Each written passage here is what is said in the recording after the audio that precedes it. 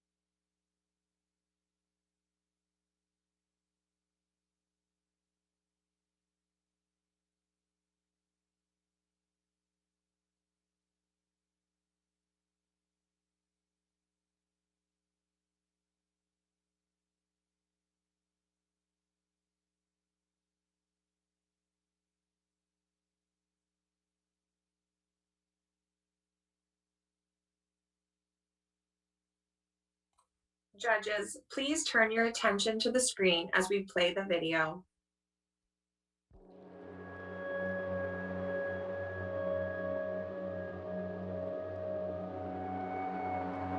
Where are the big environment groups? They are deliberately not engaging with the most important issue of all. But this romantic vision that I always had of the ocean completely changed. Mankind is not able to live on this planet with the Dead Sea. I'm sure many of you have seen this documentary, but for those who haven't, let me provide a synopsis. Seaspiracy sheds light on the perils our oceans now face, how our actions are wreaking havoc on these delicate ecosystems. And the ultimate culprit is humanity's desire to eat fish. This film eliminated everything that is wrong with the global food system. That the food we are eating is putting harmful toxins into the air we breathe and the water we drink. The nets we use to catch this food are breaking apart in the middle of the Pacific in such abundance that marine animals are eating plastic instead of natural food. Plain and simple, if we change the way we eat, we can solve the climate crisis and ensure all of humanity has ample food at all times. Don't believe me? Here are the facts. The agriculture industry contributes 26% to global greenhouse gas emissions. Over 80% of the Amazon rainforest deforestation has been the result of cattle production.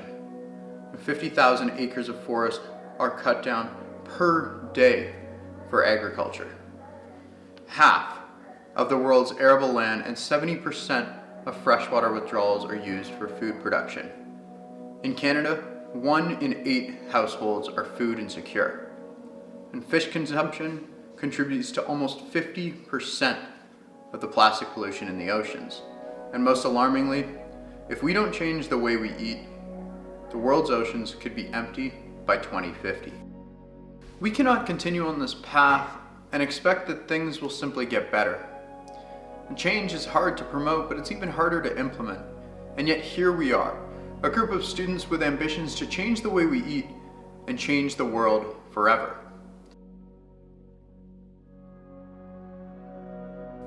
I'm not here to discuss how much we're messing up.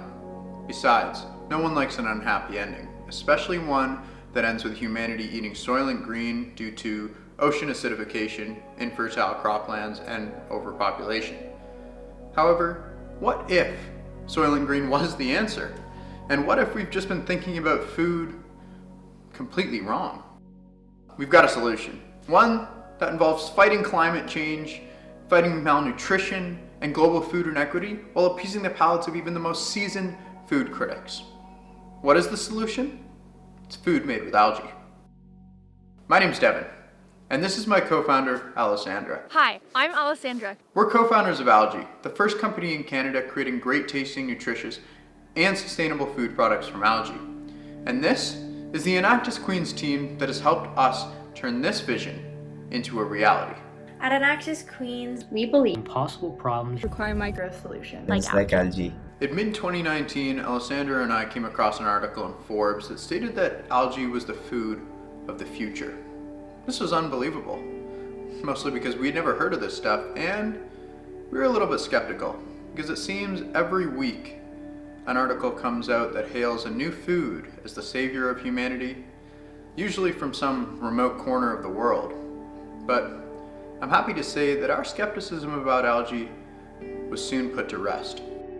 Algae, as we soon discovered, could be up to 70% protein by weight, was filled with omega-3 fatty acids, provided 8% of your daily iron per teaspoon, required no arable land to grow, had a 2-to-1 carbon capture ratio, allowed for up to 95% of the water used to be recycled, and could go from seed to plate in 8 hours flat. Seriously, people, algae-based foods can address SDG 2, zero hunger, 12, responsible consumption and production, 13, climate action, 14, life below water, and 15, life on land. With a list of credentials like that, we should be putting all of our resources towards this thing. There's one major problem: the taste. From the start, we've known that making algae taste great is the key to using this as a tool in the fight against climate change. So, we did what any good entrepreneurial individuals would do, and we decided to start with design thinking. We started by making everything and anything using algae. Things like ramen noodles, pasta products, tortilla chips, dips, sauces, crackers, you name it, and testing them at farmers markets in Kingston. What we found is that people loved the concept, but they weren't quite ready to commit to a full-on algae-based meal. What we did find out, however, was that people were interested in smaller products, more bite-sized, things like an energy bar. So we got back into the kitchen and we built an energy bar using spirulina algae. We tested over 50 versions of this early bar on more than 2,000 different people at school and community events, and at pitch competitions in Toronto, Seattle, and Copenhagen. People loved these bars, which gave us the confidence to become full-on algae-based connoisseurs, but part-time students.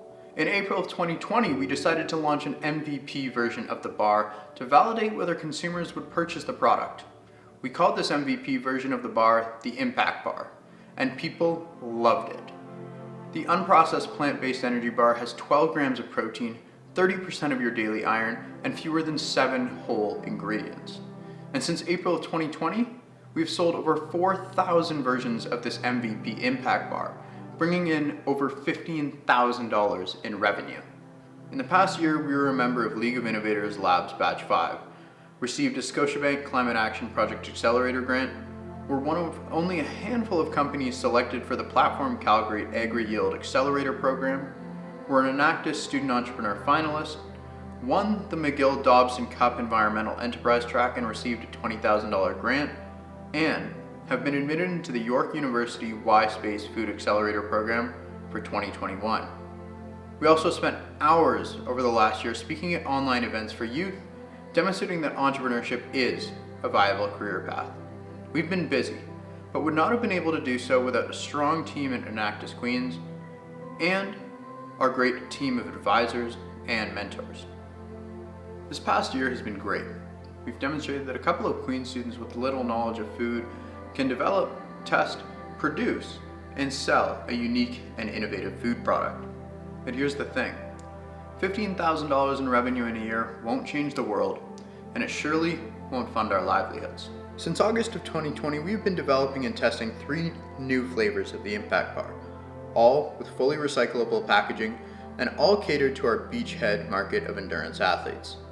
Success moving forward will be defined by our ability to reach as many new consumers as possible and demonstrate that algae-based foods have a place in our diets. At the end of May, we will be releasing the Impact Bar in 2 flavors to retail stores in Western Canada. We have already secured major accounts with some of Canada's largest online and brick-and-mortar grocers. As a result, we are expected to be in 25 stores in central Alberta in June.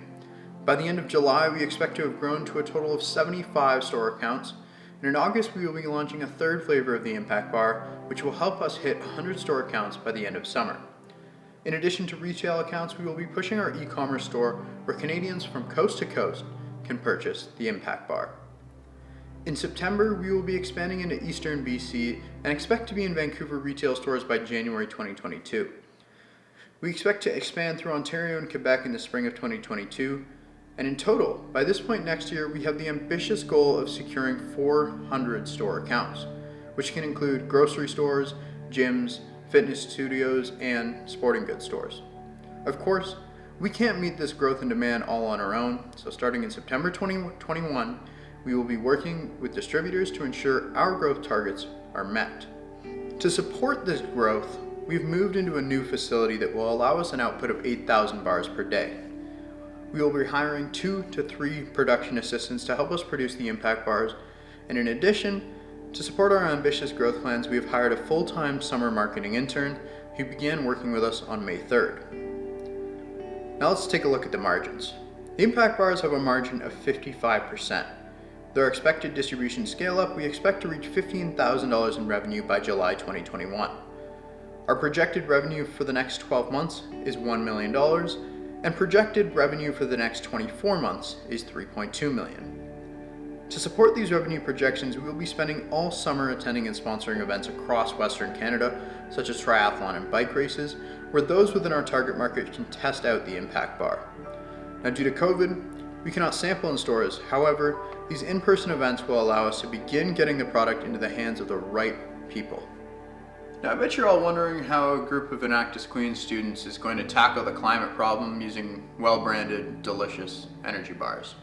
Well, don't worry. We're getting to that. Algae has the potential to address SDGs 2, 12, 13, 14, and 15. And here's how. For SDG 2, algae is the most cost-effective protein option in existence. At under 2 cents per gram of protein, an average Canadian meets their daily protein requirements for just $1.15. This is absolutely huge, especially compared to beef, which costs 4 cents per gram of protein, and chicken, which costs 3 cents per gram of protein. And algae has so many additional nutritional benefits beyond simply the protein. SDG 12. The more people that consume algae-based products, the fewer unsustainable foods like meat and seafood are consumed. In the past year alone, we have indirectly influenced more than 10,000 people on the benefits of sustainable consumption through algae. Now for SDG 13, 14, and 15. For SDG 13, because algae has a 2-to-1 carbon capture ratio, and it is actively contributing to the removal of carbon from the atmosphere. For us, since April of 2020, the sale of our products has sequestered 82 kilograms of carbon dioxide. For SDG 14, because algae does not require arable land, no forests need to be torn down to support it. And for SDG 15, because algae has the same nutritional properties as seafood, fewer people need to consume seafood to sustain their omega-3 requirement. At Algae, we don't just see ourselves as a bar company. We see ourselves as a guide in transitioning the world to a more sustainable and nutritious way of eating. Our long-term ambitions include creating a wide array of algae-based food products that cater to a broader audience and make it easier for consumers to eat sustainably. On behalf of the Algae and Enactus Queens team, I am asking you to choose foods with an impact.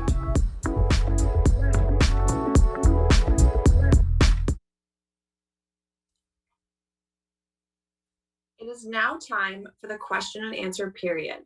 Judges, please submit your questions through the chat function at the bottom of your screen. Click on chat and use the drop-down to ensure you send your questions directly to me, moderator Brittany Johnson. And while the questions start coming in, I'm going to have each student say their school name to make sure their audio is working properly. Devin. Queens University. Maureen. Queen's University. And Sabrina. Queen's University.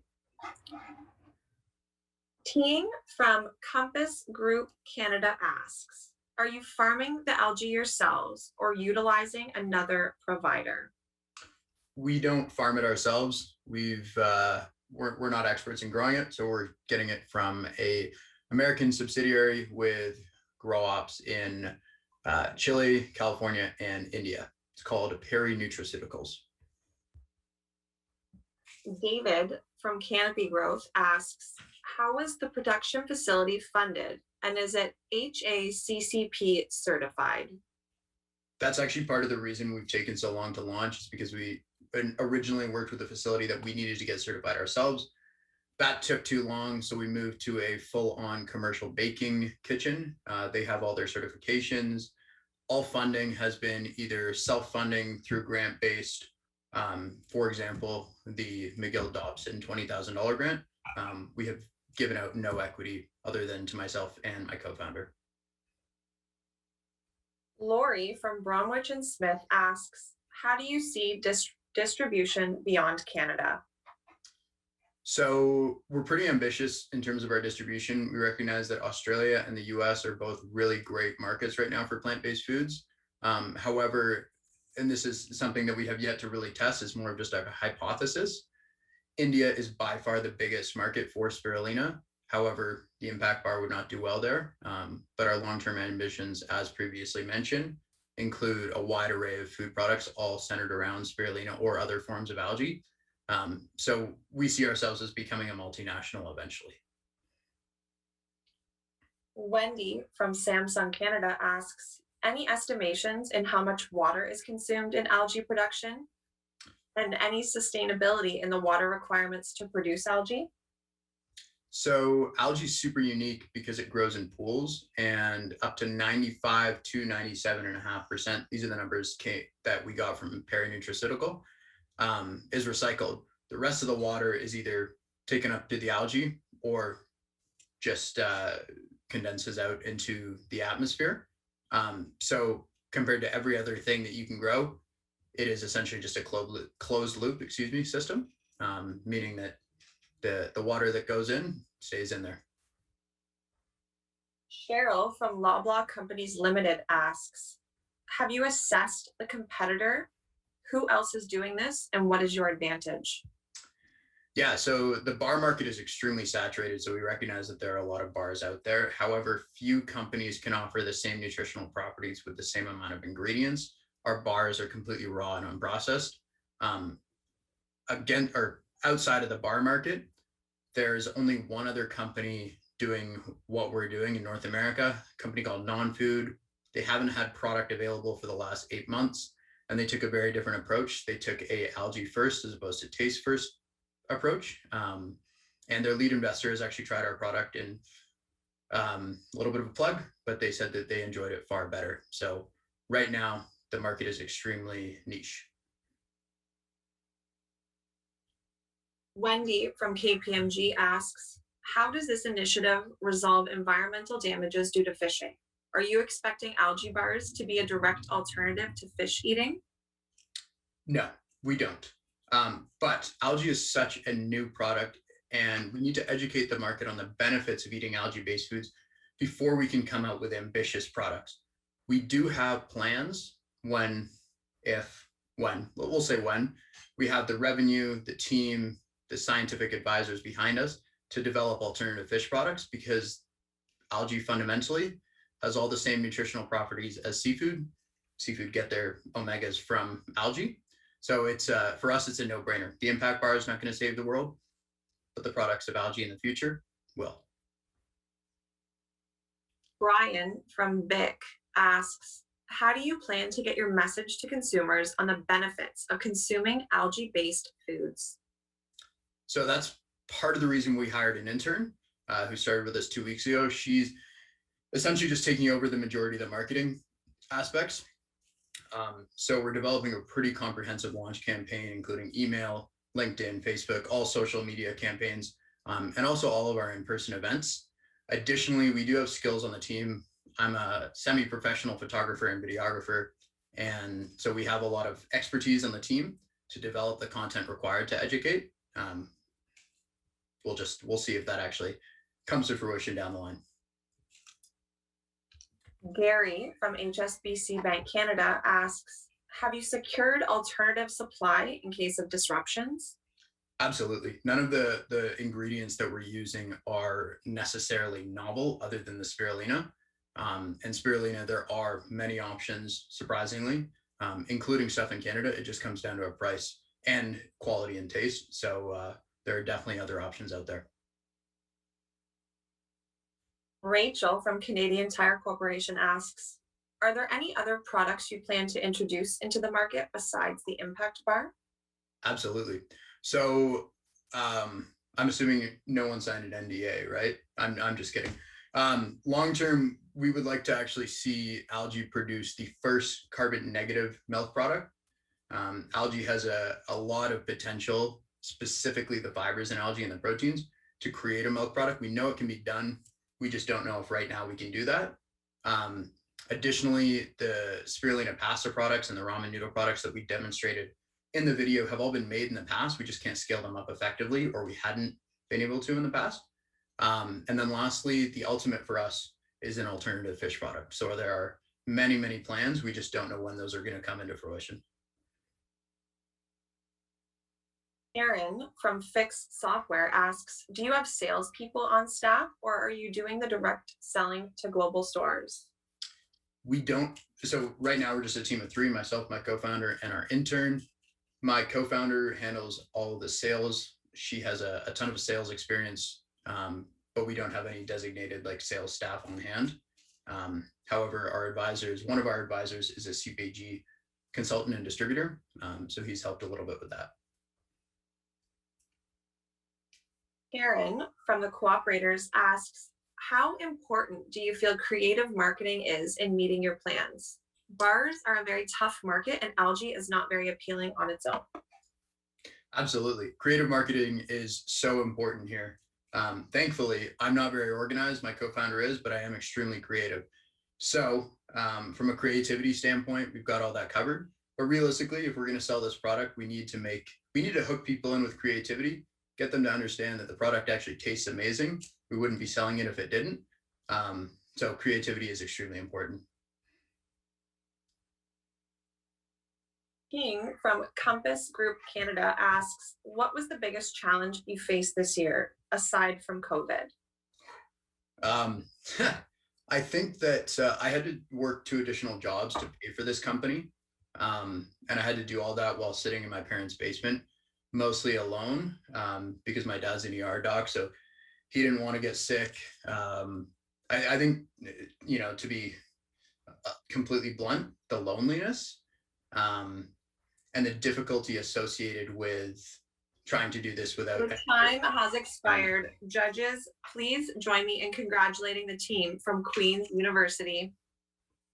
Judges, we now have a couple minutes as we bring the next team in. Please use this time to complete your green sheet and we'll get started momentarily. Students, you may now leave the meeting.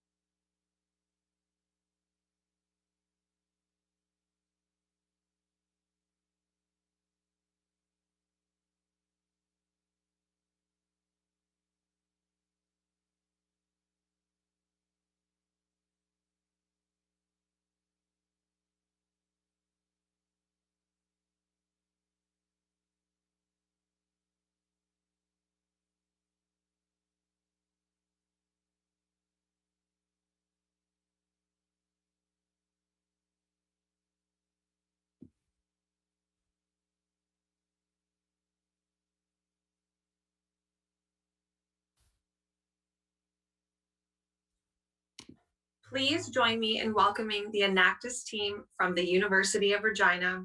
Please open their report from the link in your email, which we also just shared in the chat, and scroll to their green sheet in your judge handbook. Judges, you will now have 3 minutes to review their report.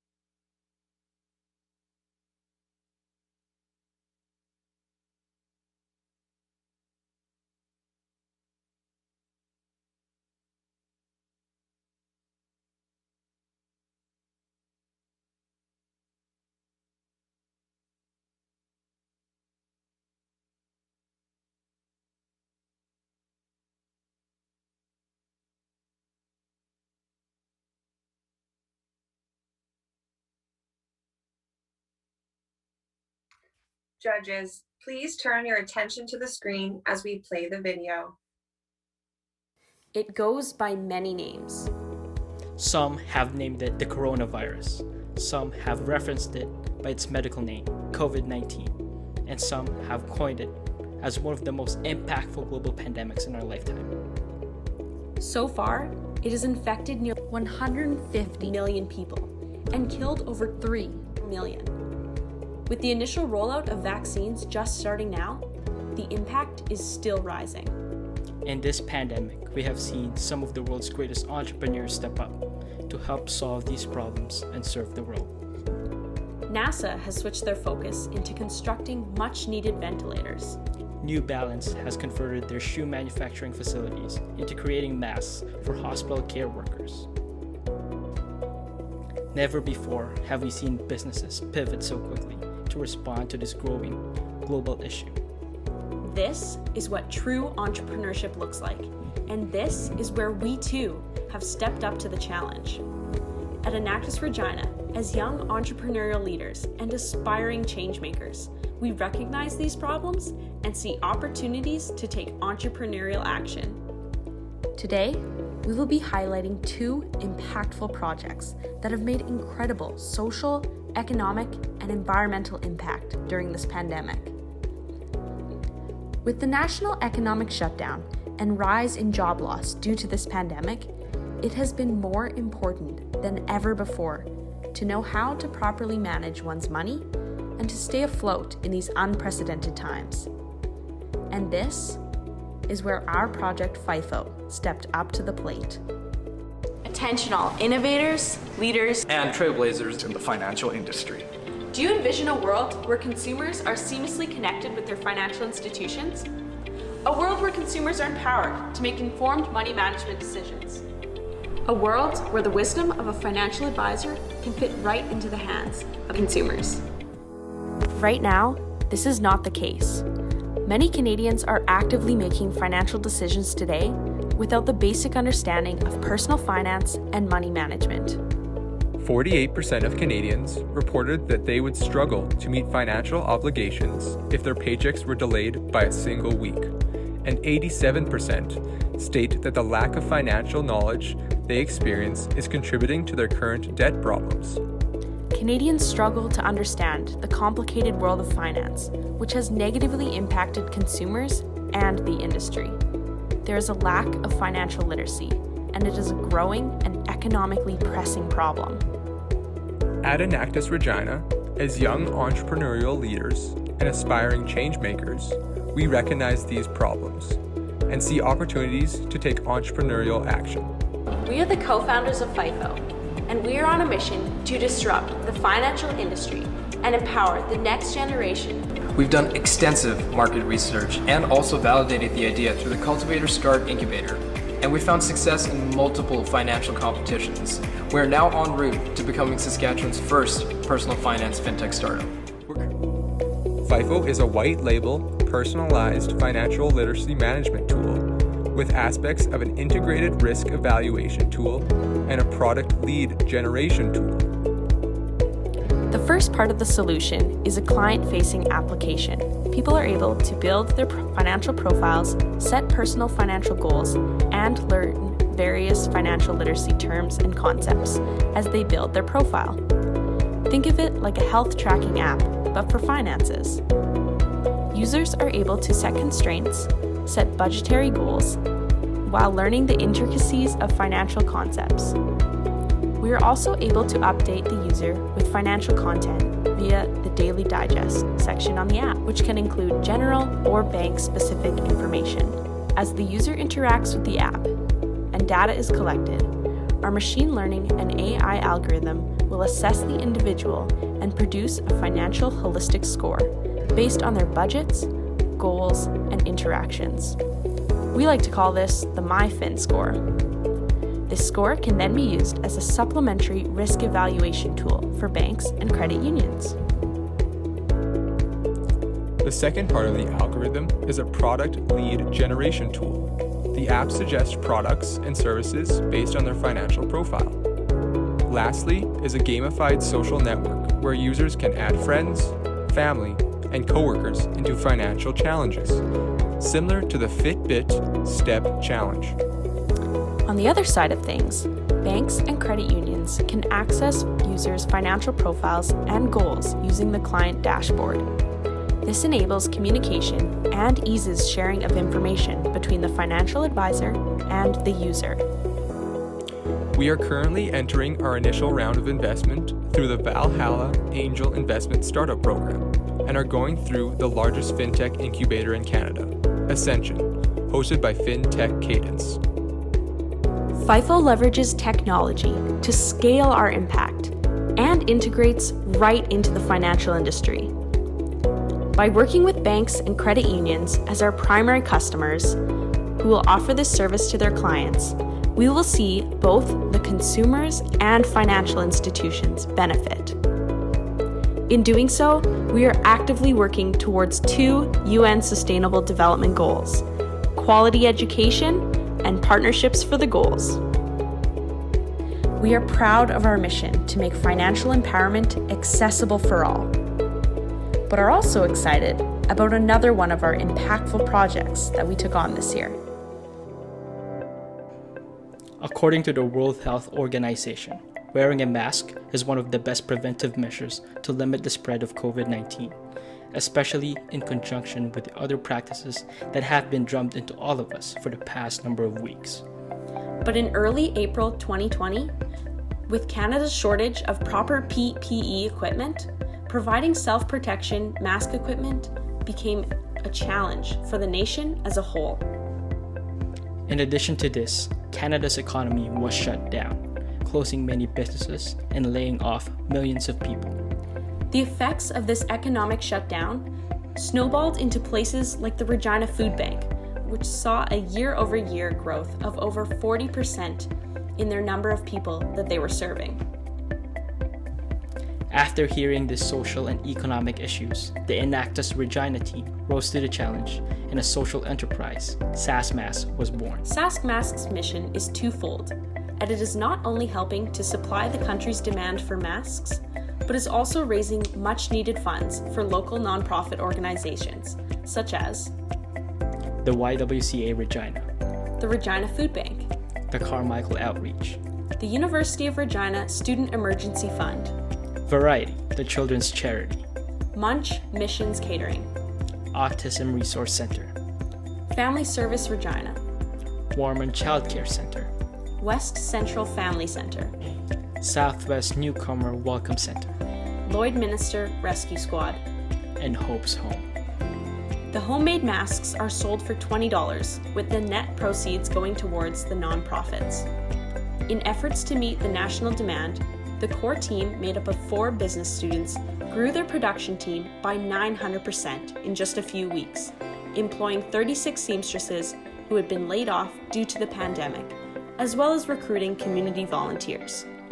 The design of the mask was found on an online YouTube video, which has been tested to be more effective in filtration than single-use surgical masks. SaskMask's triple bottom line has positively impacted the nation socially, economically, and environmentally.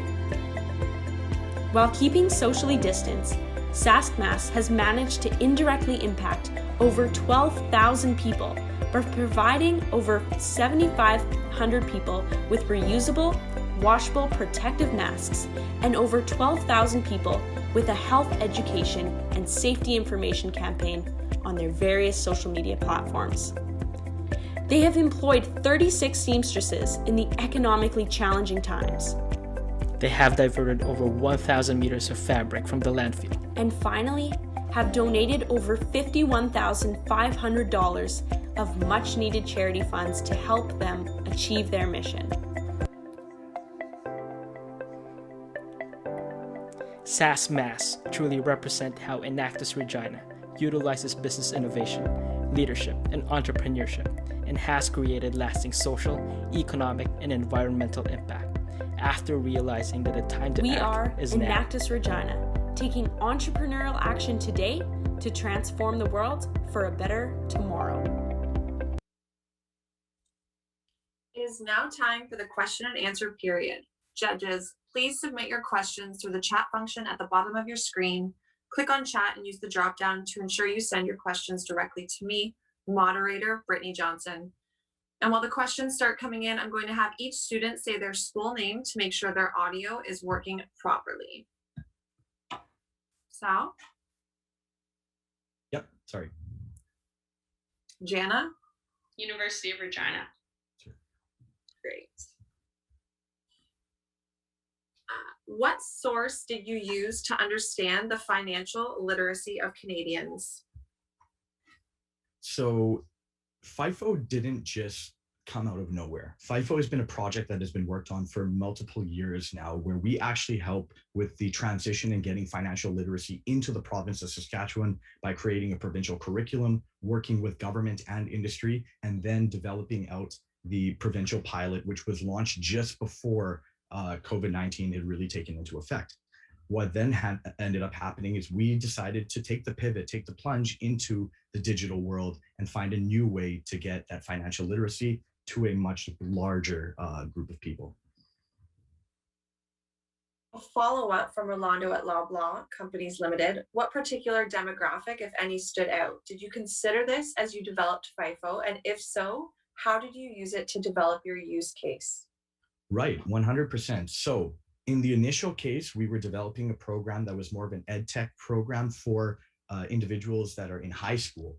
During our process of validation and ideation, we found that people between the ages of 18 to 35 wanted something like this because everyone's using the Wealthsimples and the Quest trades and things, but they wanted something like this from their banks. And what better to have people that are 18 to 35 than build the product for people for 18 to 35. So that's why we decided to take that route. Lori from Bromwich and Smith asks, with the FIFO product, how is a credit score integrated? So currently we can integrate credit scores through different API programs from different financial institutions, as well as different credit organizations like Credit Karma that can be directly put in. We then use our MyFIFO score as a mock credit score so that someone has the ability to play around with it, change up what they can do to try and affect that credit score before they actually put that into play. And it helps the individual knowing that, you know, if they're playing around with that credit score, they can see those changes and how it can benefit them. And at the same time, when it decreases, we can also explain to them why it's decreasing and how they can bring that credit score back up. King from Compass Group Canada asks, what was the annual revenue for FIFO and the SaaS masks? So for SaaS masks, for SaaS masks, the annual revenue was just under $99,000. We covered our expenses and then we donated all the net proceeds straight to charity. And as for FIFO, since January till now, we went from a pre-revenue company to a pre-profit company, and we just got our first paid customer, which will be a contract for close to for a contract of a minimum of 100,000. And then we also get commission on each of these individuals from the banking institutions that we partner. So it's a sustainable revenue model. Wendy from KPMG asks, what are the biggest competitors you have identified for FIFO? And how does your app differentiate from existing financial planning apps out there? Right, 100%. There's a dime a dozen personal financial management tools out there, but there aren't currently PFM tools that are integrated with banking institutions and with the general consumers that properly educate. We're not here to invest your money. We're not here to get you to sign up for certain products, which we then manage. We want to provide you the education, and there's no PFM tool that has properly built the connection between the education piece and those personal financial management tools. So that's why we took a stab at it. David from Canopy Growth asks, who developed the application and how are you protecting consumer data? Right. So the application is currently coded. We have built it all in-house with our development team, which are all Enactus students. And then what we've also done is started to bring on other individuals and working with other individuals to expand on that. Now, in terms of all of the data and whatever we have, it's all through APIs. We want to make sure that we have people's financial data and their history secure and safe. So we do all of that through APIs, and we have, you know, trying to get as much security as we can on board to make sure that the person is confident when they're dealing with their finances. Rachel from Canadian Tire Corporation asks, is FIFO based on subscription model or a one-time fee? And which banks are you currently integrated with? So we are currently in the process of negotiating with a few of the banking institutions. I just can't put that out as of yet. But our first big customer is not a banking institution, but a wealth management group out of Alberta and BC with close to 8,000 clients. And they decided we want to have this be in front of everyone, whether it be the 18 to 35s or even our 65-year-olds. They found value in it. But in terms of integration, it's a subscription model that we want to get onto, and we can get to the point where we can eliminate the subscription models and just generate revenue off of the affiliates and product lead generation aspects. So it's free for people to use. Mike from Robert Half asks, what is the customer acquisition cost to get people to utilize the app? So currently, because of our, in our testing, our current customer acquisition cost for this new client that we're having will cost us roughly around $20 per $20 to $40 per client, and we have the ability to make upwards of revenues between $100 and $150 on average per those clients. And just as we scale out, we'll be able to bring those costs down and maximize those that conversion. But the cool thing is we provide a value to the institutions that actually lower the banking institution's product acquisition costs for an existing customer by close to 30 to 40%. Karen from the Cooperators asks, this is a multi-year project. Can you please briefly clarify the work that was accomplished in the last year? So what has been accomplished in this last year has been us going from an ed tech company to a proper personal financial management startup. And in this time is when the FIFO concept that we have shown you today and everything that we have presented today has been built between our incorporation date of September 11th, 2020 and to as of today. This is what has been accomplished in that span. Nick from RBC asks, in relation to FIFO, how are you creating and sourcing the content to provide advice? So a lot of the initial content and things that we had developed was based on us creating that financial literacy curriculum and then us kind of going a little bit further and looking at the current industry. We're now going into a transition phase where we're looking to bring on content developers and working with additional financial influencers to create and generate content that will work for that 18 to 35 demographic. And I know everyone's seen, you know, the Wealthsimple kind of esque videos and things like that resonate with people in that 18 to 35 demographic. So we're excited for those things.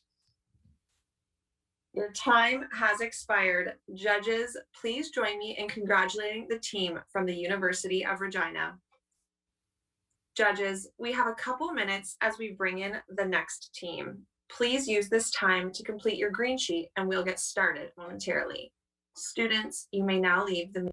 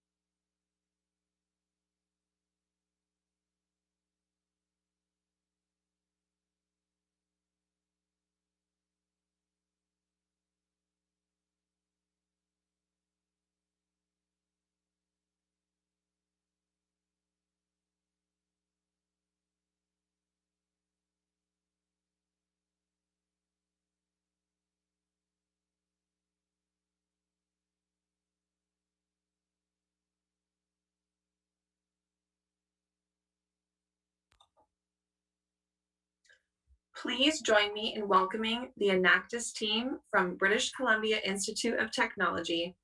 Please open their report in the link in your email, which we also just shared in the chat, and scroll to their green sheet in your judge handbook. Judges, you will now have 3 minutes to review their report.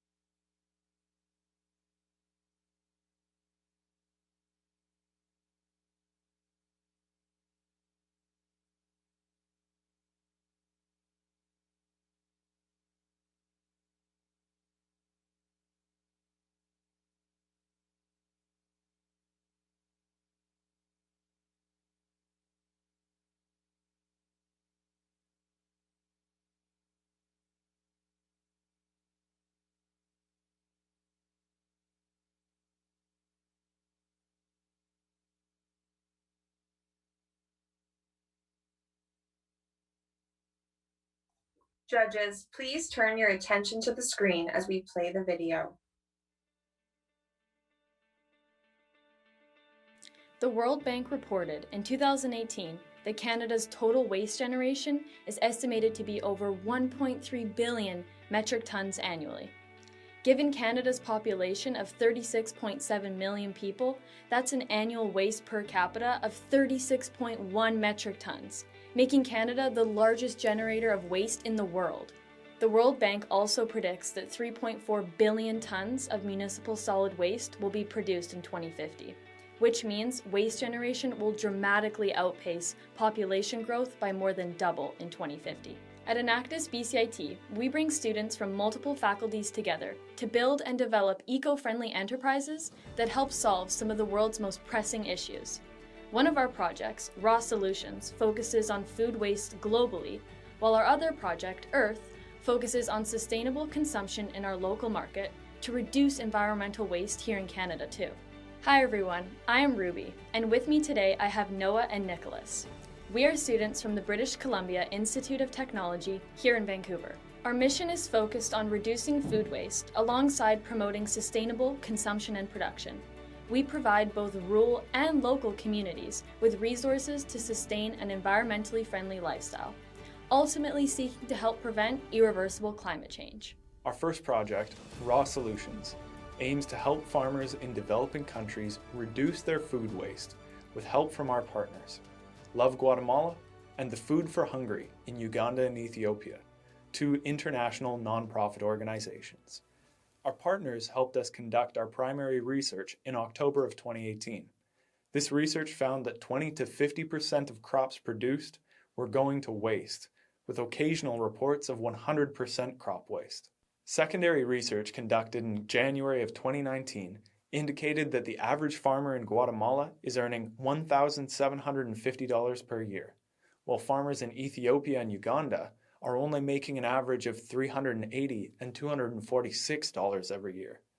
We set out to determine how we could help farmers lower their crop waste and increase economic well-being within their local communities. Farmers in these countries are already dehydrating produce, but struggle with severe weather conditions, vermin, and bacteria. Our project, Raw Solutions, began with the goal of building a solar dehydrator that would dehydrate produce while addressing some of the challenges that farmers are facing. Using our solar dehydrator, farmers can dry their produce safely and efficiently. This produce can then be preserved longer while retaining all the calories and 85% of the nutrients. Raw Solutions works towards 3 of the UN Sustainable Development Goals: zero hunger, decent work and economic growth, and responsible consumption and production. We plan to provide solar dehydrators to farmers so that they can salvage their crops that would otherwise be going to waste and turn these crops into a secondary revenue stream. In 2019, we designed and tested our first prototype. With the help of Enactus Okanagan College's Fruit Snaps project, where we determined that it was not viable for a developing market. It was bulky, inefficient, and costly.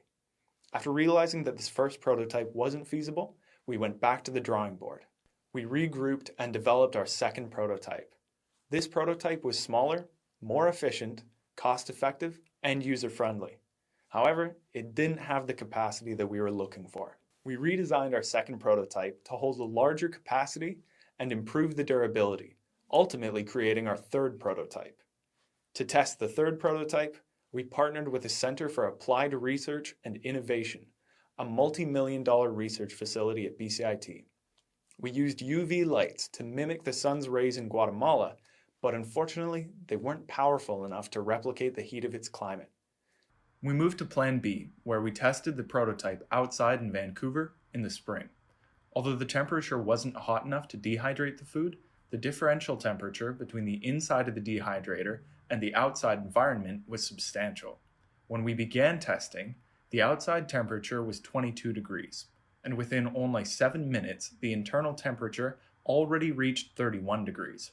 Within 1 hour and 45 minutes, the outside temperature had dropped to 12 degrees, but internal temperature had reached its high at 43 degrees.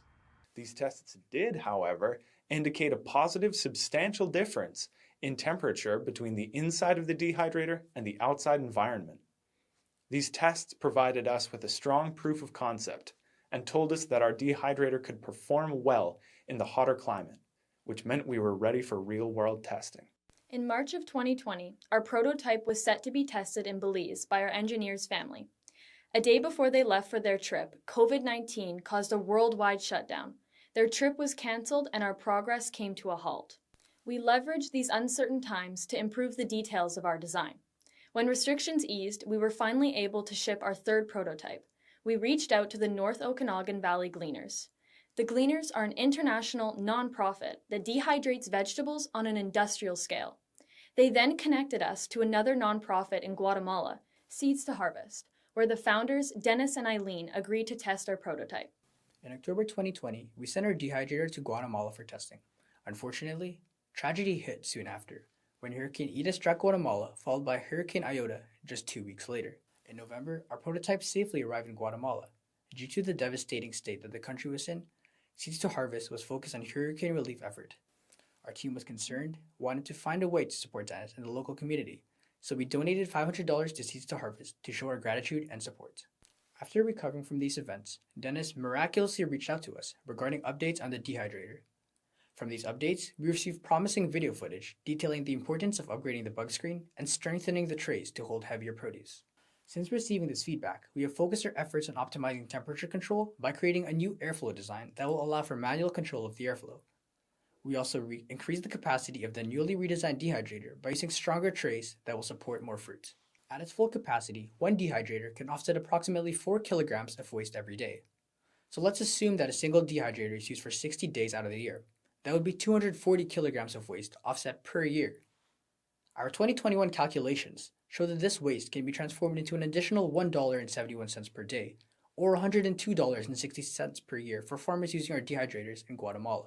We estimate that our manufacturer will charge between $70 to $100 per unit. Our intention is to then sell each unit for $200, providing a profit margin of roughly $120 that will be reinvested back into the project. Our business model is to sell our dehydrators to nonprofits with the same target audience as Raw Solutions. This is because they have the funds, distribution channels, and connections to our end user. We have reached out to the gleaners who have shown interest in purchasing approximately 20 dehydrators. After receiving feedback about the effectiveness of our new dehydrator, we plan to finalize the design by August 2021, aiming to sell approximately 20 units by 2022. According to the World Bank, carbon emissions are 15 times higher in Canada per capita compared to that of Guatemala. While striving to reduce food waste globally, we couldn't ignore sustainability issues here in Canada. Our newest project, Earth, focuses on sustainable consumption, specifically in British Columbia. Last year, while living in South America, I was inspired to make a change. During my travels, I was exposed to the devastating effects irresponsible consumption was having in the region. When I came back to Canada, one of my first priorities was finding out how I could live a more sustainable lifestyle. I began researching ways to reduce my carbon footprint by shopping sustainably, ethically, and locally for my everyday products. What I found out through this research was that despite BC being known as a hub for sustainable business, there was no one reputable source where you could find these businesses listed. This meant spending hours individually researching the products I needed, from toothbrushes to clothing to furniture. Based on our needs assessment, we as a team saw an opportunity to help consumers find and purchase sustainable products. Our team includes me, Ruby Dale, Brendan Banks, Dalen Sawchuk, Nicholas Candelaria, and Noah Jensen. Together, we developed a platform called Earth. Earth is a website for consumers to find local, sustainable brands and products. The platform adds value for entrepreneurs as well as consumers by creating a community for sustainable purchasing. Earth will keep consumers engaged with the website by providing a subscription-based newsletter called The Weekly Discovery, featuring newly onboarded brands and their exciting products. Earth's objectives align with 2 of the UN Sustainable Development Goals: responsible consumption and production, and decent work and economic growth. So how do we acquire companies to feature on our site? Well, our first step is to develop leads for local companies. This process is led by our sustainability specialist, Dalen, who helped found Vancouver's local youth climate action group. Dalen researches these companies and their UN initiatives before contacting them. He ensures that these businesses are not greenwashing and are taking actions such as reducing greenhouse gas emissions, producing sustainable goods, creating ethical labor conditions, and ultimately reducing waste. Our second step will be building a portfolio of brands on the website. In the beginning, we will contact brands with an offer to showcase their brand for free. And once we have an established portfolio, we will introduce affiliate links and paid features to create revenue streams for Earth.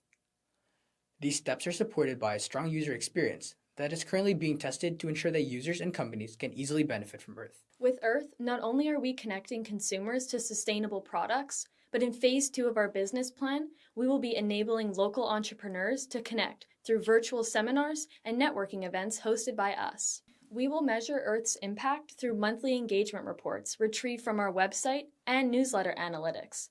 These monthly engagement reports will show metrics for on-site traffic, conversion rates, and click-through rates. This is how we're going to evaluate our positive influence on sustainable purchasing, as well as our ability to stimulate economic growth for local entrepreneurs. Enactus BCIT is inspiring change both locally and internationally. With Raw Solutions, we are helping farmers in developing countries by providing our solar dehydrators. Meanwhile, Earth is empowering local entrepreneurs by using its online platform to connect conscious consumers to everyday products. As for Earth, the date for our soft launch is May 15th. The soft launch will allow our team to gather important customer data and gauge interest. By then, we intend to have a minimum of 10 brands on our site. Then, throughout the summer, we will be reaching out to more brands and creating promotional campaigns to spread the message about Earth. Given Canada is the largest per capita generator of waste in the entire world, we at Enactus BCIT focus on reducing food waste globally and promoting sustainable consumption and production locally. Ultimately, fighting climate change and empowering everyday people like you to live a more sustainable lifestyle.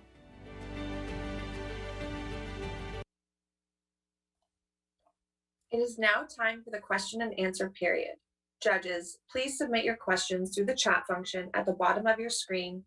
Click on chat and use the drop-down to ensure you send your questions directly to me, moderator Brittany Johnson. And while the questions start coming in, I'm going to have each student say their school name to make sure their audio is working properly, and we'll start with Brendan. BCIT. Delaney. BCIT. Noah. BCIT. And Cole. BCIT. Team from Compass Group Canada asks, with regards to raw solutions, how do you manage equipment maintenance and repairs? We've designed the dehydrators to be super easy to use. They're really durable. They're made out of polycarbonate, and so it's basically been designed to be put together sort of IKEA style, where each piece fits together without the use of complex instructions, and all the pieces won't really be able to break as they're made out of metal and plastic. But in the case if something was to break, we work with the nonprofit partners, and we could just ship them a new piece when we ship all of our dehydrator units down.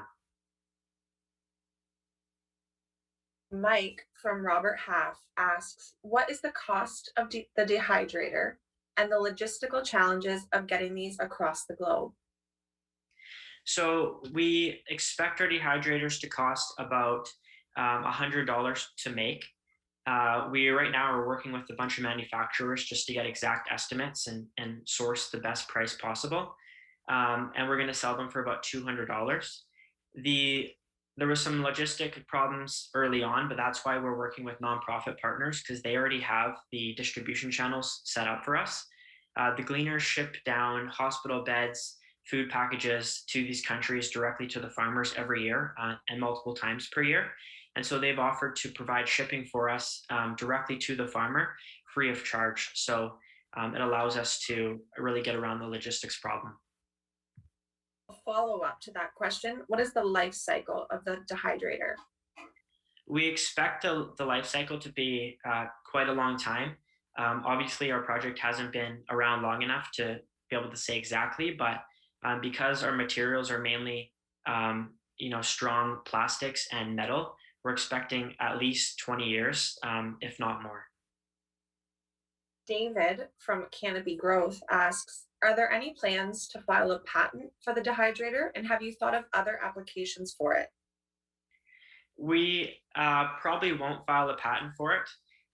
There's other projects like this that are similar that have had patents, but we really want to just expand the impact as much as possible. And so if that means other small businesses or nonprofits wanting to use our design, that's fine by us. We have a lot of farmers in developing countries that could use this product, and so I would hate to limit it by patenting it.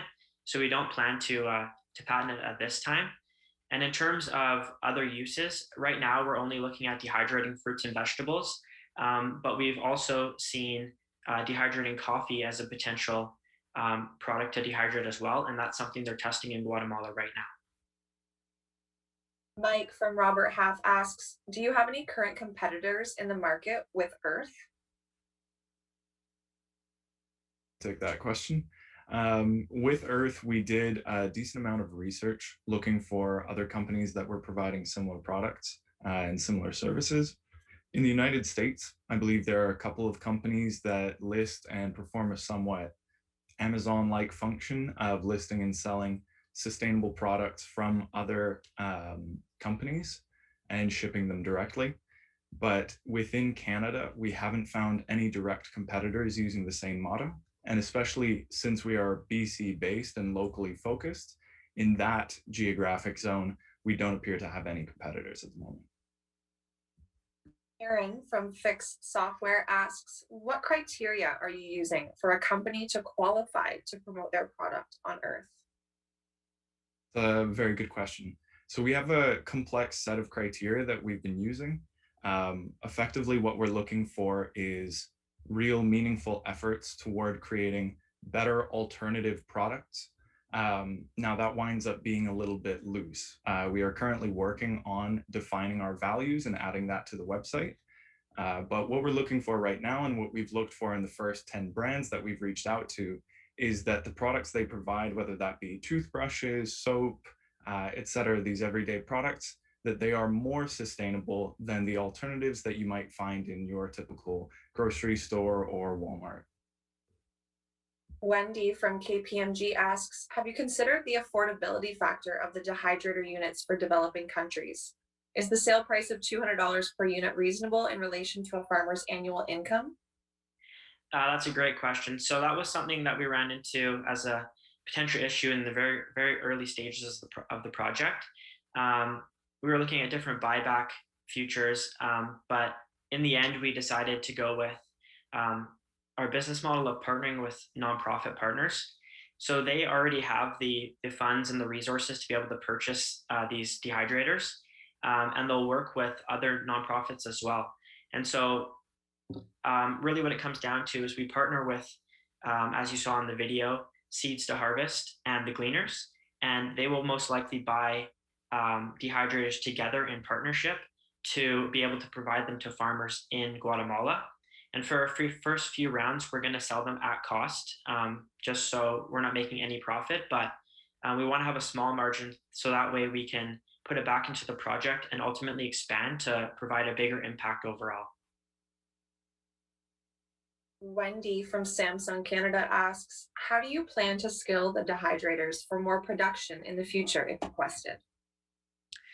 So right now we're working on building about 10 dehydrators. We're hoping for a September shipment.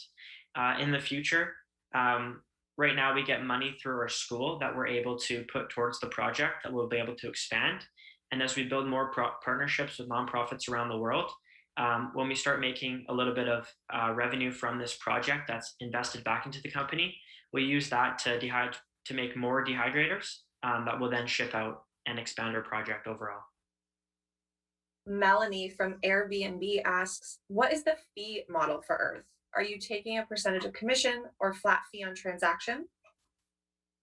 So it will be along the lines of flat fee per transaction. So we're intending to use affiliate marketing links and implementing those in our posts about the brands. So through affiliate marketing and then through flat fee rates for promotions such as features on the weekly newsletter or on the main landing page. Although currently our pricing model has been to provide these services for free so that we can build the portfolio of the website and build an audience before beginning to charge.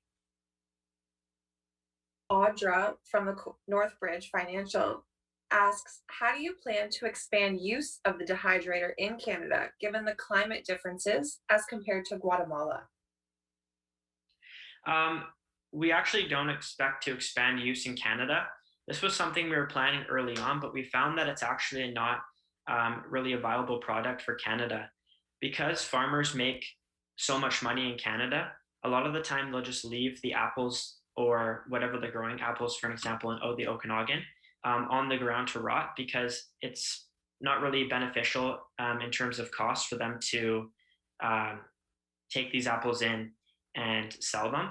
A lot of the time in North America, especially, if a fruit or vegetable is not to a certain spec, so a size, Time color. has expired. Judges, please join me in congratulating the team from British Columbia Institute of Technology. Judges, we now have a scheduled break for 5 minutes, so please ensure that you are back at your screens no later than 2:42 p.m. when we will begin the last two presentations. Students, you may now leave the meeting.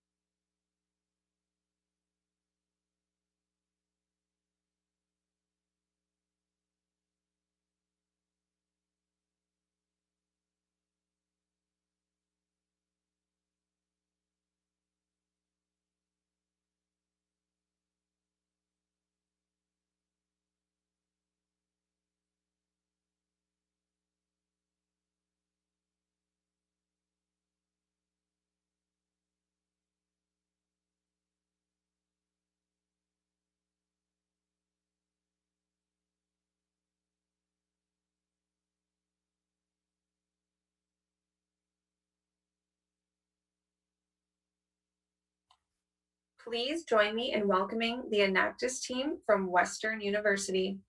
Please open the report from the link in your email, which we also just shared in the chat, and scroll to their green sheet in your judge handbook.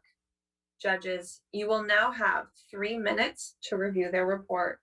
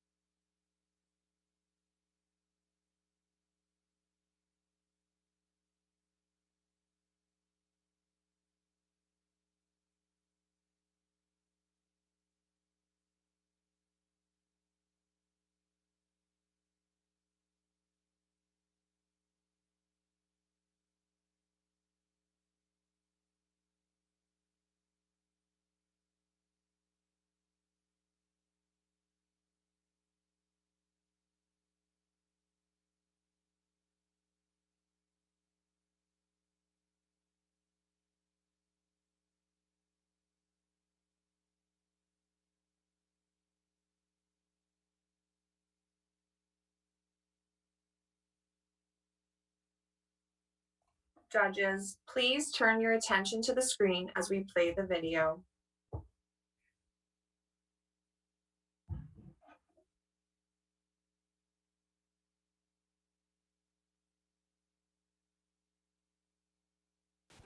A spark. A spark ignites. A spark gives fire, passion, hope. It can set something in motion. Sometimes that spark shows us just how quickly chaos can spread and what disruption truly means. But sometimes a spark can light the way for many others to follow. It can set a fire within that spreads passion and hope, and that spark can fuel resilience. At Enactus Western, the power of a spark is at the forefront of our ideation, blazing the way for past, present, and future students to continue to change the world. This year was no different. As the world continues to navigate the COVID-19 pandemic, we faced unprecedented challenges, but that didn't extinguish our flame. We focused on innovation, scalability, and passion to charge forward and reach our goal of becoming a thriving platform for social impact at Western. And we did exactly that, thrive.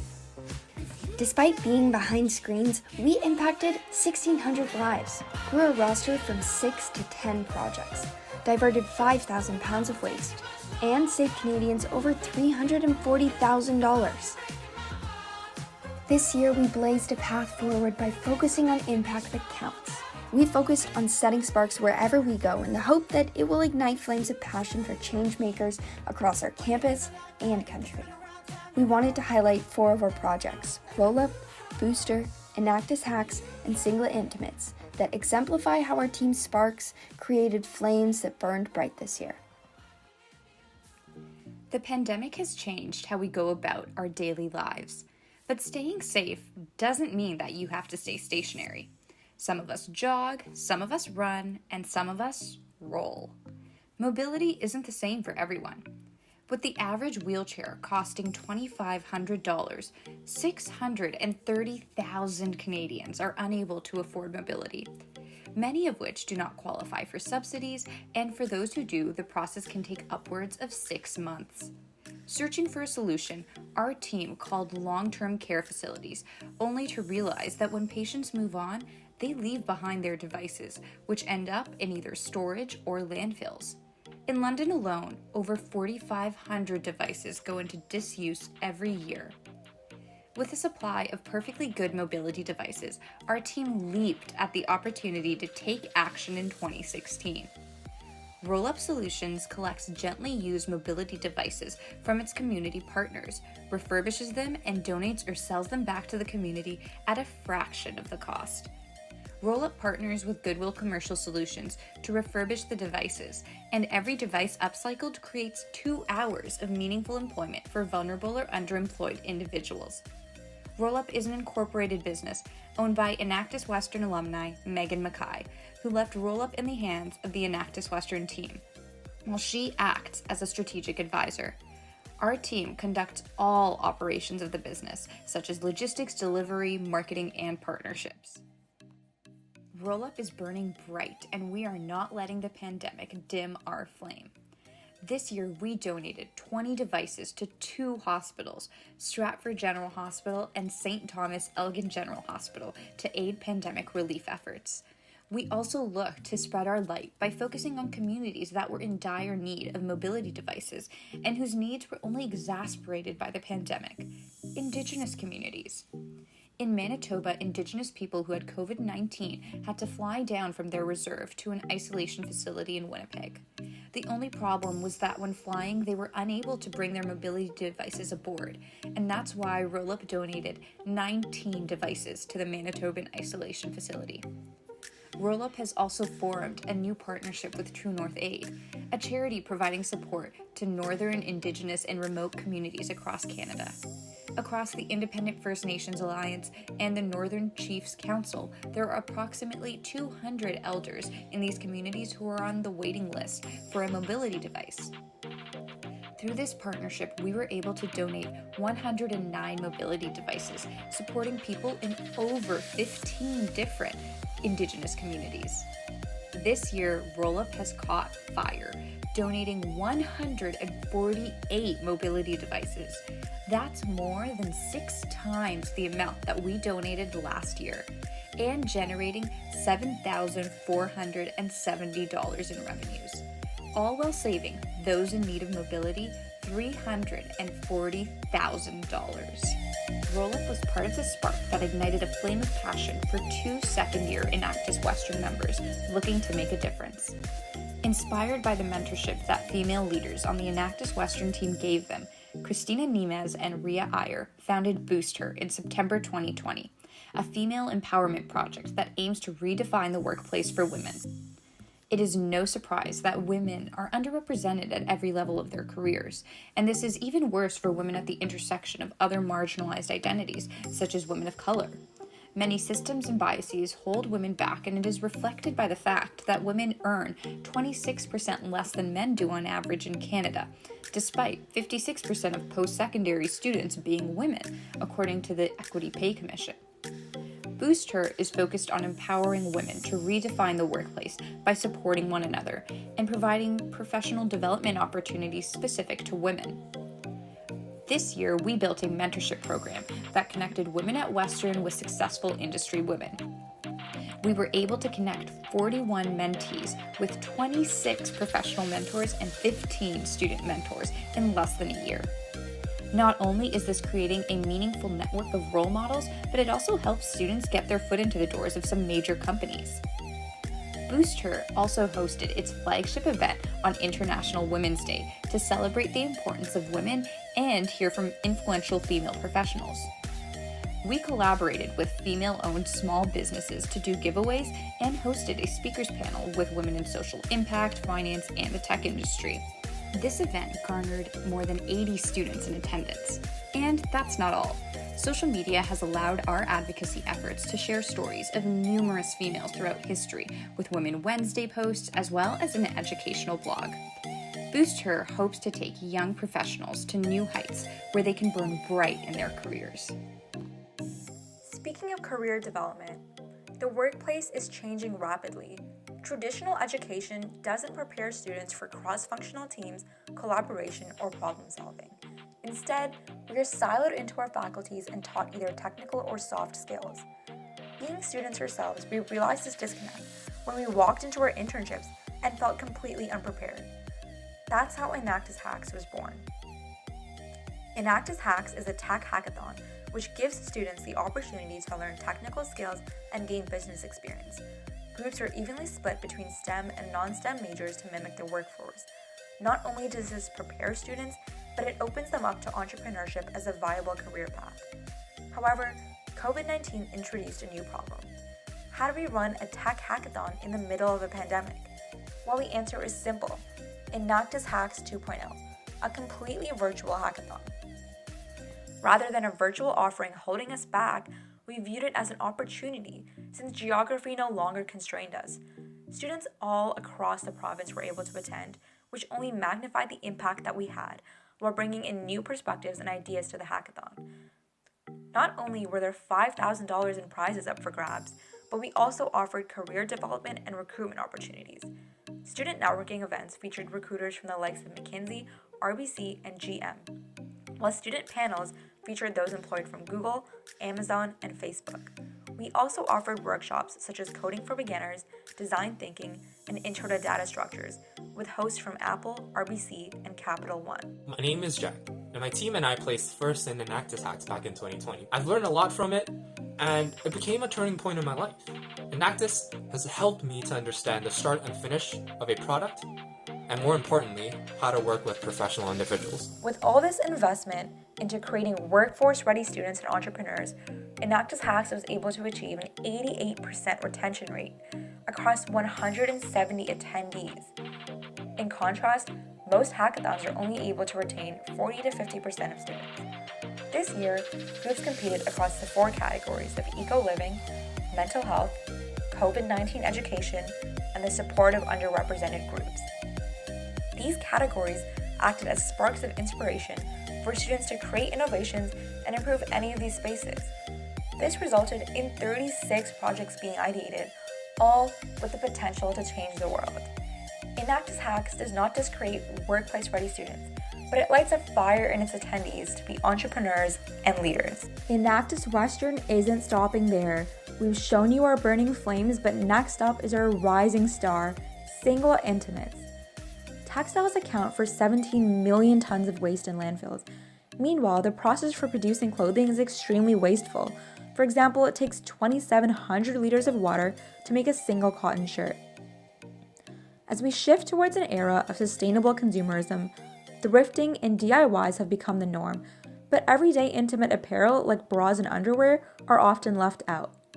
Rubena Singla, an Enactus Western innovator, saw this as an opportunity to shift the way we view sustainable fashion.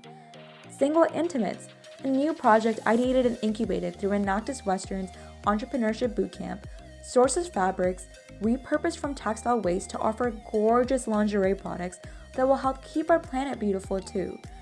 Singla is currently in the process of speaking to manufacturers to begin production, and over the next year, we plan on fueling this flame and bringing Single Estimates to life. Enactus Western's passion for student-driven entrepreneurship to make the world a better place is what fuels our innovation and impact. Whether we're carrying on a torch, sparking new ideas, or learning how to fuel the fire, you can always trust that Enactus Western will shine bright. This year was no different. We brought mobility into the lives of over 100 people, while diverting more than 5,000 pounds of waste. We inspired 107 women to take the next step in their careers, while educating and creating opportunities for them. We gave 216 students a chance to grow their business and tech skills, while creating 36 new ideas to help change the world for the better. We created 292 new labor hours and $346,250 of economic impact. All it takes is one spark to set a blaze. Enactus Western carries that spark through everything we do, and we will continue to burn bright. It is now time for the question and answer period. Judges, please submit your questions through the chat function at the bottom of your screen. Click on chat and use the drop-down to ensure you send your questions directly to me, moderator Brittany Johnston. And while the questions start coming in, I'm going to have each student say their school name to make sure their audio is working properly. And we'll start with Austin. Hi, my school name is Western University. Dollar. Western University. And Harleen. Western University. Great. David from Canopy Growth asks, how is the Rollout project sustainable when donating so many devices? Yeah, absolutely. So I'm Dollar, the general manager of Rollup, and Rollup is able to be sustainable because we are upcycling these gently used devices from the community. A lot of these devices already exist sitting around in nursing homes and long-term care homes for long periods of time because there's no way to actually recycle them currently. And especially this was exacerbated during the pandemic where organizations like Goodwill stopped collecting donations. So during that time, we actually had a lot more donors reach out asking if we can make this pickup. And because Goodwill, we're working with the commercial solutions, we were actually able to send out trucks to pick up these large amounts of assistive devices and bring them in. And a follow-up to that question, what is the average cost per device, inclusive of labor, space, etc.? Absolutely. Each device averages out to $70 to store, upcycle, and then to deploy. So that includes the cost of the labor that goes into it, and also the cushions, some of the brakes that we need to repair, and any loose screws and tightening grease. Wendy from Samsung Canada asks, how are the Singla Intimates repurposed? And do you have any contracts in the market? Yes, for sure. So as of right now, what we are looking into, this project is purely in the ideation and planning phase right now. So Singla Intimates is currently in the phase of securing manufacturers. So they are reaching out to manufacturers of recycled textiles.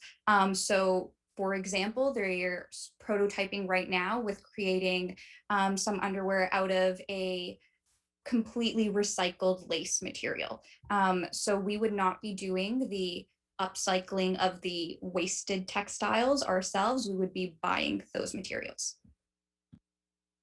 And a follow-up to that question is, what is the cost profit model for Singla? As of right now, without having secured, we're still in the process of choosing different manufacturers. So the cost profit model hasn't been completely hammered down, so I can't commit to anything right now. Rachel from Canadian Tire asks, how did you measure your overall economic impact? Yeah, so I can take this one. So I believe this is in reference to the $340,000 saved. And primarily what drove this was the money that we saved through the assisted living device program with Rollup. So we took all the devices that were donated, which was 148, multiplied them by their average cost, because a lot of the people who received the devices got them essentially for free. And so that came out to about $340,000, and the remaining $6,000 is from our other projects, which gave out micro grants to the community for small businesses, etc. And those projects weren't covered in the presentation. Rachel from Canadian Tire also asks, what do you believe your competitive advantage will be for single intimates? We think primarily right now we're starting off in the London community or in the Western base, because that's obviously where we are. And as of right now, there's truly no one who is doing it in the London community. And so that is where we hold the most competitive advantage. Lori asks, have you worked with other women's groups to broaden your exposure? And she gives SheEO as an example. As of right now, we have not worked with any major external sort of women's groups. This year was this was the first year we ran Boost Her, and we will be trying to essentially look into those partnerships for the upcoming year. What we did do, however, was create a lot of campus partnerships with clubs, such as like women in investing, women in tech, etc., to help promote these clubs to the students that we think that needed them most. Karen from Fixed Software asks, what is the plan for the hackathons post-COVID? Will you continue to offer them virtually or have them in person, which will impact those that can participate based on location?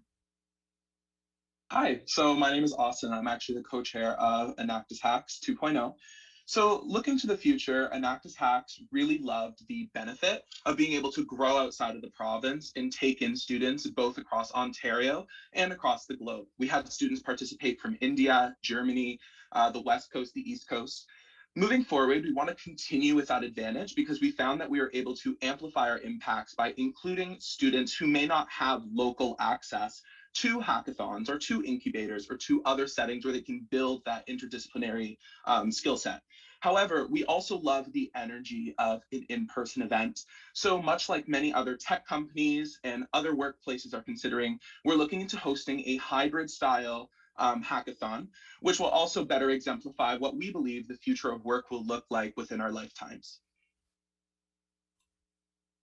Wendy from Samsung Canada asks, are there plans to bring Rollout to any other regions, provinces, countries? Absolutely, great question. And that's something I'm really excited about in the coming year as well. So currently we're looking at furthering and deepening our relationship with Goodwill Commercial Solutions.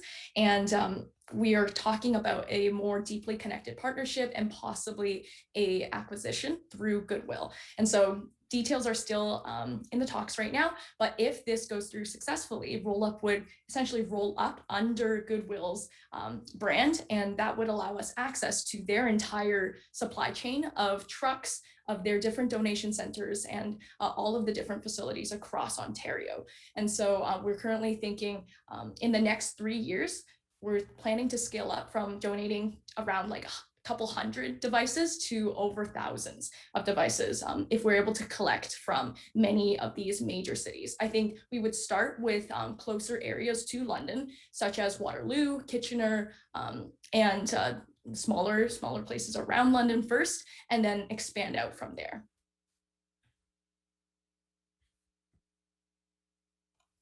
Mike from Robert Half asks, how is Rollout currently funded? Great question. Rollup currently is funded through the different competitions and grants that we've been able to receive over the last couple of years. And so that allows us to pay for the storage as well as the upcycling costs of the devices. But most recently in this last year, which was also a huge achievement, we were able to make bulk sales for the first time. So through partnering with True North Aid, we actually have been able to sell these devices to them with about a 30% markup on our expense to. Your time has expired. Judges, please join me in congratulating the team from Western University. Judges, we now have a couple of minutes as we bring in the next team. Please use this time to complete your green sheet and we'll get started momentarily. Students, you may now leave the meeting.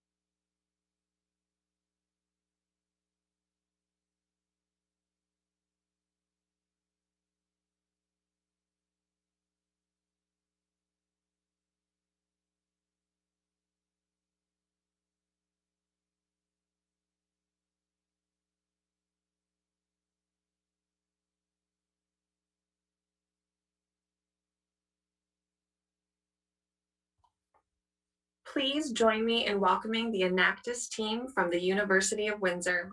Please open their report from the link in your email, which we also just shared in the chat, and scroll to their green sheet in your judge handbook. Judges, you will now have 3 minutes to review the report.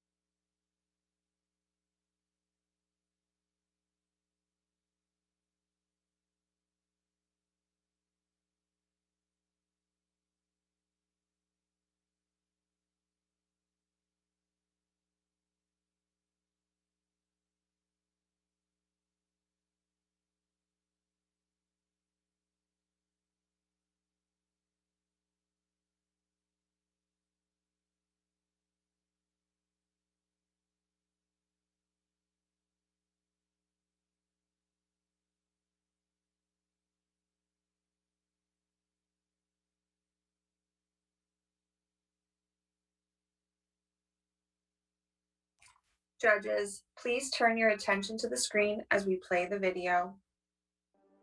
As humans, we are designed to be social beings. We crave a sense of community, support, and love from those around us in order to find our purpose and provide opportunity. Being isolated and alone causes a person to easily lose sight of their motive. When life fails to challenge us and days become repetitive, we no longer see the bigger picture and begin a battle within our own minds.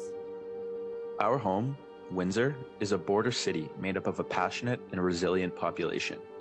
As we battle the anxieties of being isolated from COVID-19, many in our community have found their lives at a complete halt, with rates of substance abuse and overall addiction continuing to increase.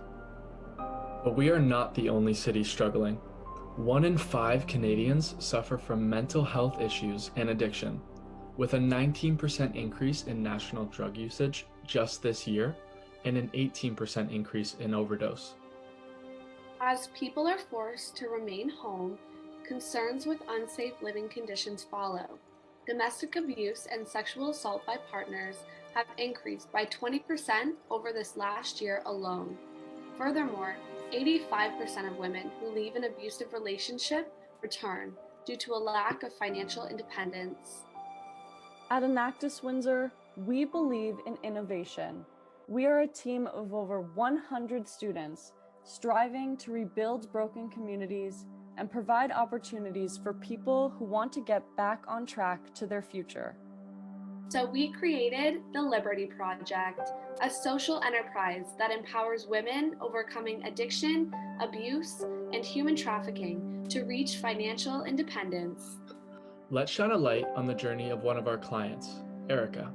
She was 30 when she underwent the surgery that would soon change her life.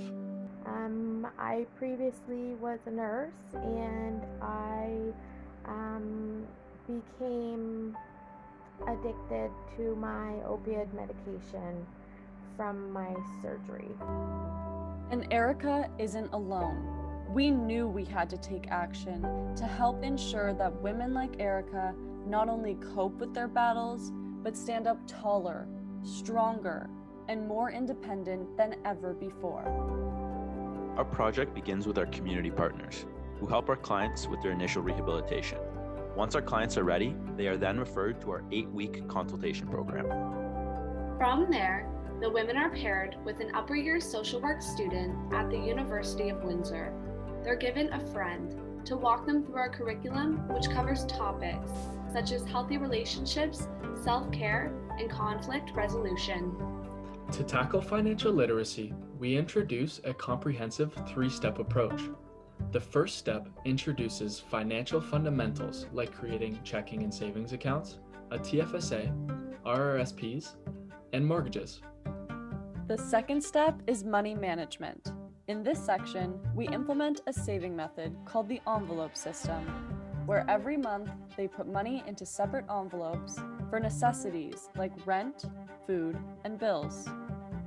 The final step of our curriculum is financial goal setting, where we help our clients set goals such as eliminating debt, buying a home, or paying for a child's tuition so that they may become financially stable. Now that our clients know how to properly manage their money, they put what they learned into practice through transitional employment. Clients are hired onto our social enterprise and are employed to produce reusable face masks. Our clients prepare the materials, create the products, and manage the inventory. And they do all of this over Zoom. They work in a virtual space and are able to interact with one another during a time where they may feel isolated. These sessions truly inspire our clients, like Erica and Victoria, and drive home our value of women empowering women. Because I've had the experience of both rounds, and it's very different groups of people. I think that you guys all synopsized it really, really well. And I love the difference for me between last semester and this semester is that bonding. During the pandemic, you'd think that wouldn't have happened through Zoom. I think it happened tenfold. I think the bond and the way we all meshed together and way we all worked so well together, it's almost like to the point of miraculous. As you can see, the transition to an online production was not easy. But stories like Victoria's ensure that our program is equally impactful online and can be scalable to any city across Canada. To sustain this project, we launched an e-commerce platform where we sell our merchandise following a buy one and give one model that donates a reusable menstrual pad to a woman in need, extending our reach to those across the globe.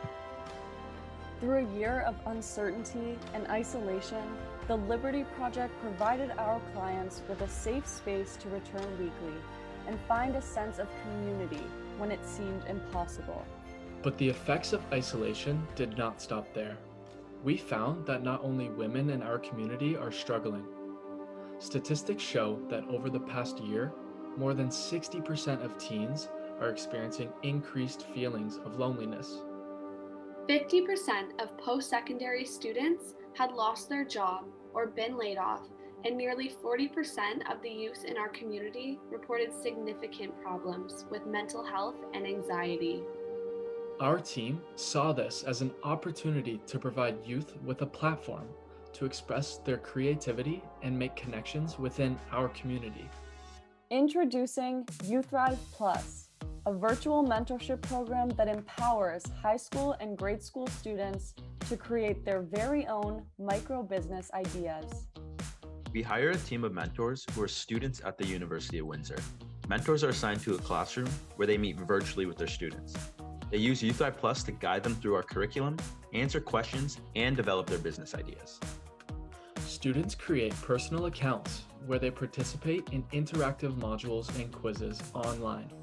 From there, teachers can easily track and grade their students' progress. With our government-aligned curriculums, we have found a way to teach students skills effectively through experiential learning. In just 10 lessons, our mentors provide students with skills to help them become entrepreneurs at a young age.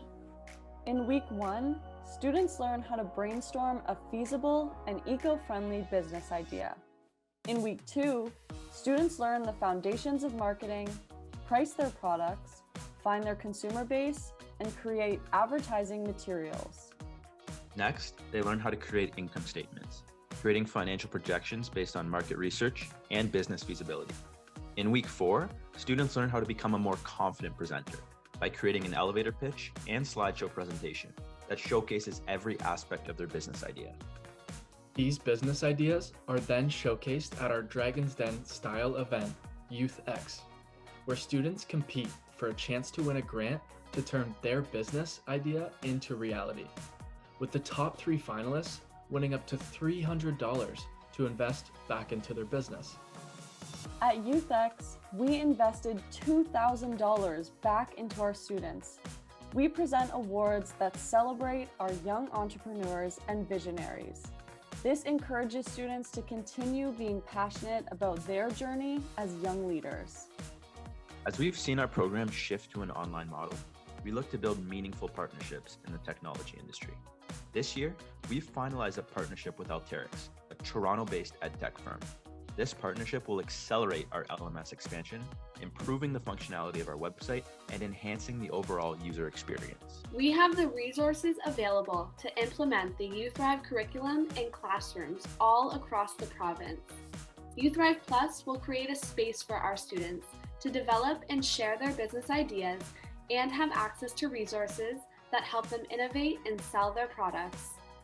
This partnership also aims to improve the teacher's experience through group management, integrating grading components for things like report cards and tests, along with the ability to submit and grade assignments directly on YouthThrive Plus.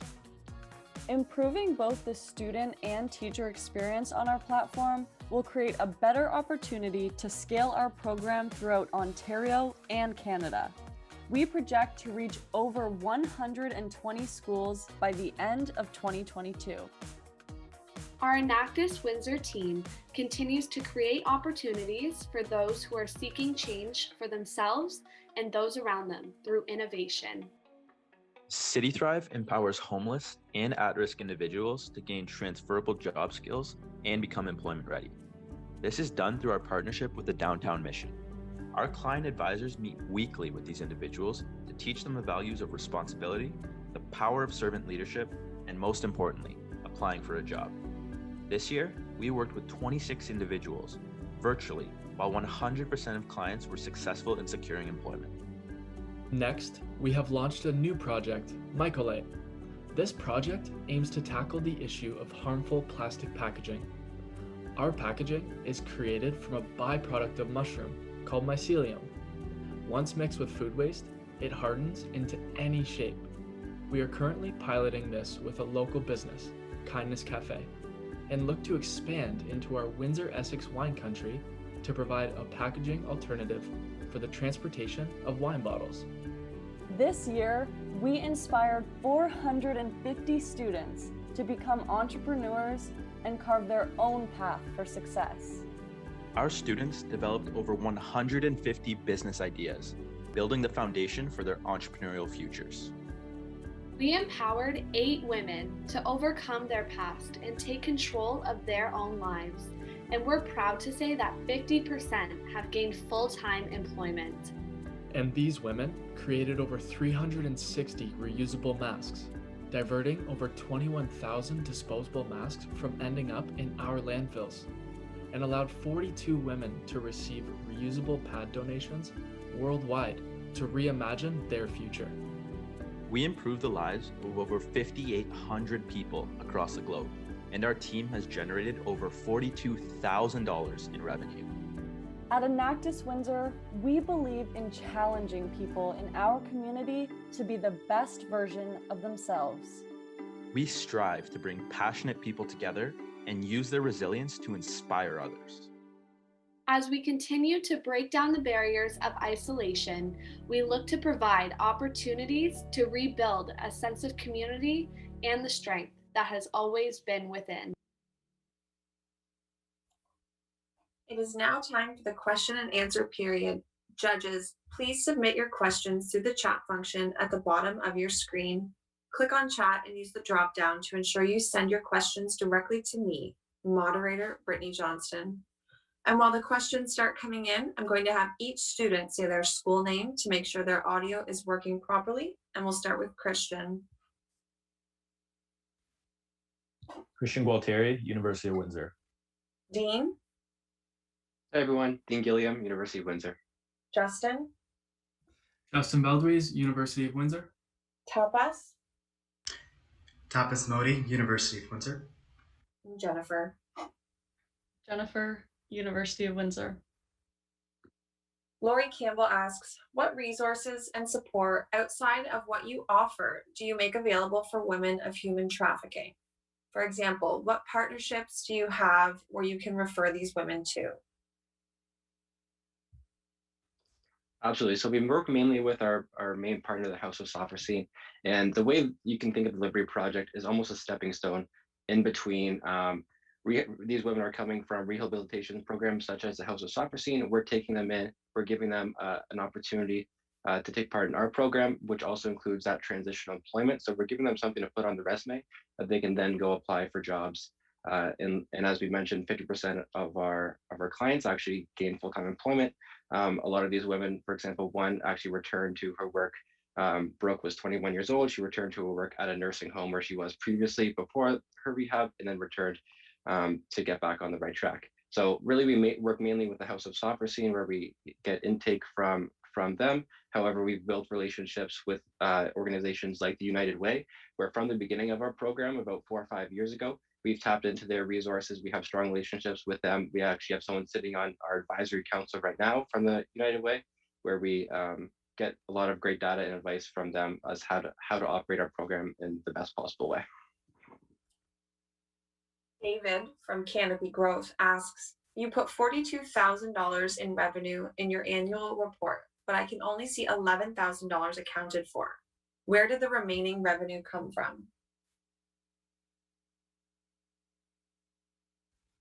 Yeah, so the figure that is on our statement over there that you referred to is actually including the sponsorship revenue, which we did not mention in our presentation. So rather than revenue being generated from our projects directly, so projects that we get from funding the project, projects that we get directly from the impact over the 10 weeks of Youth Thrive, for example, that was not included in our 11K in revenue. Our 44K in revenue does come from community partners who do give us advertising revenue at various events. The number that we spoke about, which you referred to as the 11K, is actually only directly generated from the project over the course of the 10 weeks. Our large figure includes 52 weeks of our entire organization.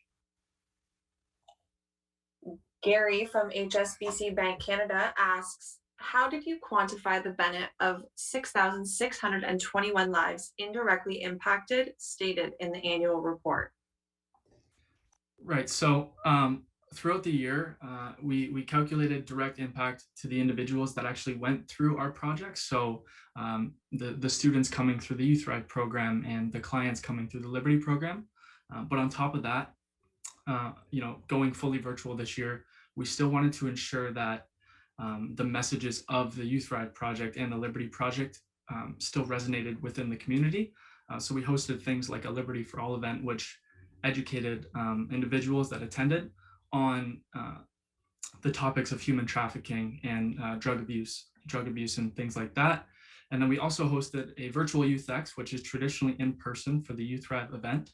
And luckily we were able to achieve success there with over 500 viewers, just sitting at home on their couches, looking or watching the YouTube live and all the students and their success.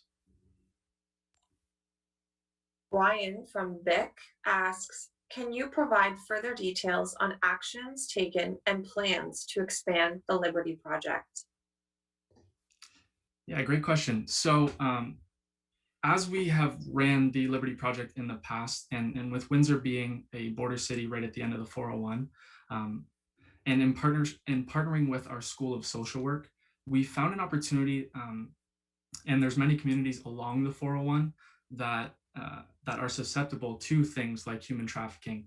So we look to expand 2 communities along the 401, just north of us, and partner with that School of Social Work to really get women outside of Windsor back on their feet using the power of transitional employment.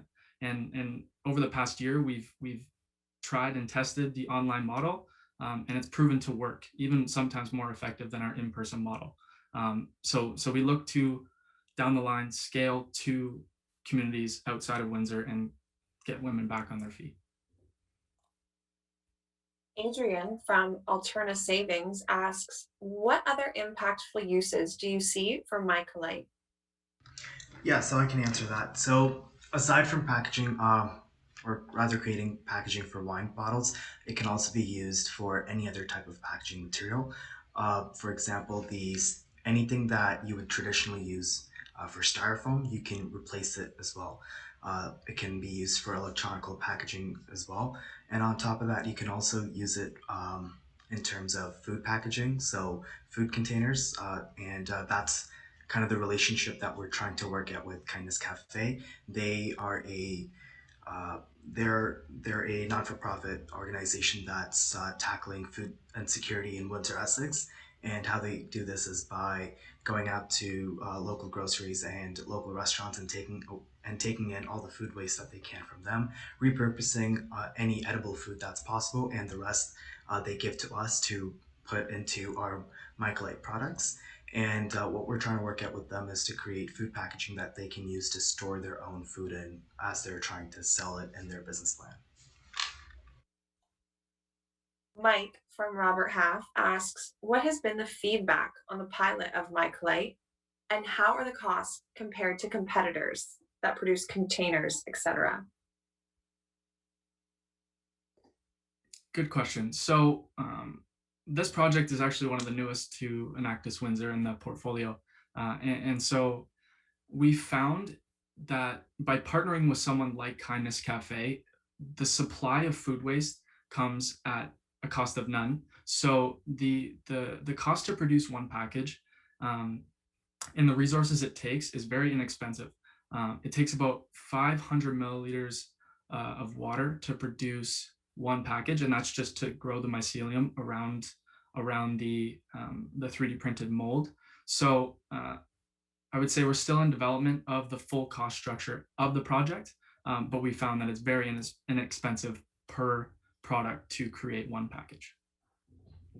This is a project that we actually started in the fall. I'm a business student. I had no idea you could actually do this stuff with mushrooms, but it's been very interesting to see along the way. But we actually have students on our team that have been doing this and molding the actual mycelium in their bedrooms. And so what we're looking forward to do when we get back on campus is to really retain that space. We have different ideas and plans and set to get a more full-scale space out there, so we can continue to produce at scale.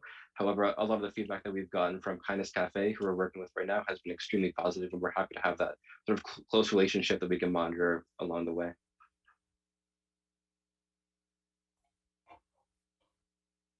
Nick from RBC asks, what program are you most proud of and why? I'll take a stab at this one. I'd say Delivery Project would definitely be one that hits home, I'd say, especially in the times of the pandemic right now. And you heard from one of our clients there, I think Erica spoke a little bit about how she actually participated in the program when it was in person.